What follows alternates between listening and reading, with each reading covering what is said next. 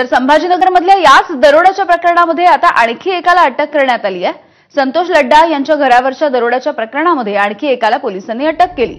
देविदास नाना शिंदे असे या अटक करण्यात आलेल्या आरोपीचं नाव आहे। देविदास नाना शिंदे यानंच घरामधल्या सोन्याची टीप दिलेली होती। तर दरोड्याच्या वेळेला वापरलेली कार आणि होंडा ऍक्टिव्हा सुद्धा आता पोलिसांनी जप्त केलेली आहे।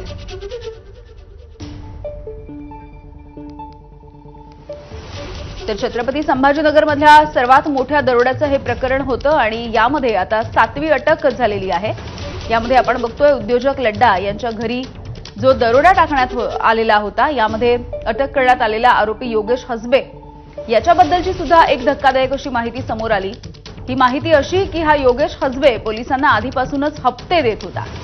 2023 मध्ये विरोधी पक्षनेते अंबादास दानवेंनी या संदर्भात एक यादीही जाहीर केली होती आणि यामध्येच या योगेश हसबे याचं नाव होतं। या सगळ्या प्रकरणाचा तपास गेले काही दिवसांपासून सुरू आहे। याच प्रकरणामध्ये आता आणखी एक अटक झालेली आहे।